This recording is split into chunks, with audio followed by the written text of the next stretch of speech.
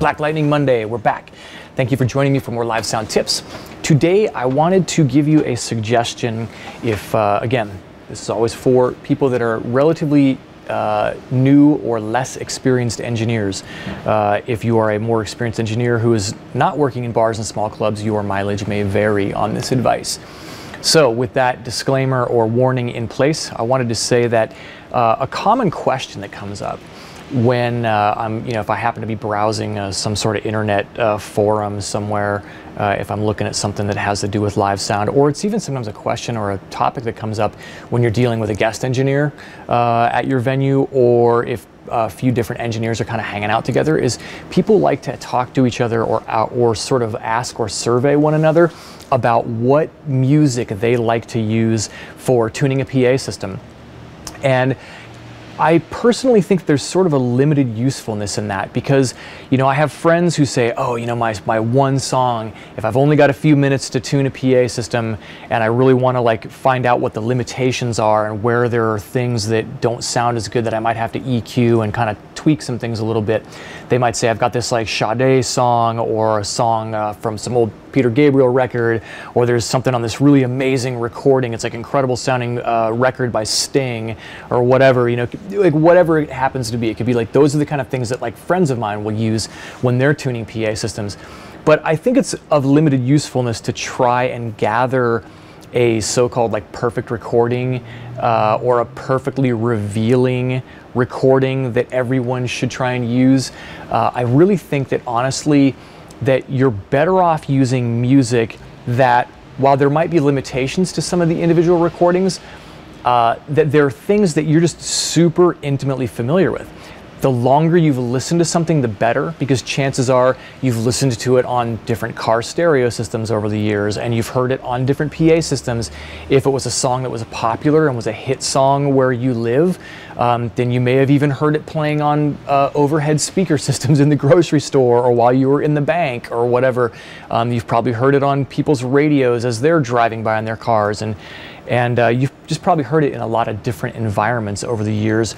And I think that that kind of trains your ear a little bit better to be aware of the limitations of saying man, my buddy's car stereo kind of sucks because I know this song really, really well and I can't hear any of those instruments, and it's too bassy, or it's super sizzly, treble, high end, whatever.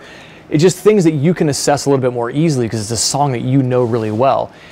So rather than trying to find music that maybe you're not even particularly into, that other engineers happen to use and happen to recommend, and then sort of forcing yourself to spend a lot of time with that music to try and figure out how you can use it to reveal limitations in PA systems, I would say just gather up a handful of songs that each have different portions of the audible spectrum that you think might reveal problems in a PA system when you have that few moments to tweak the EQ and kind of tune it up.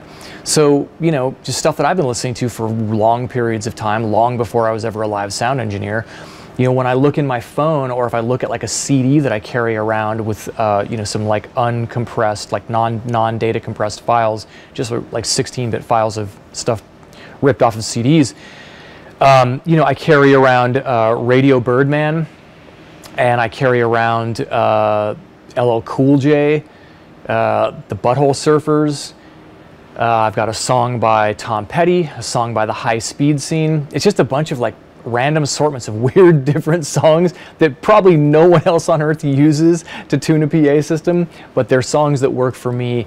And there might be just sections of 15 or 20 seconds of just listening to that really jangly guitar tone at the beginning of that one Tom Petty song will tell me what's going on in sort of the upper mid-range spectrum of a PA. And maybe the samples of the 808 kick drum that are just really booming in that LL Cool J song will tell me what the subs are capable of doing on a PA system. And so there's just a few different things in there, but the main thing is just that it's stuff that I've been listening to for a really, really long time. So I know how I want it to sound and how it should sound, and that's how it helps me tune a PA system.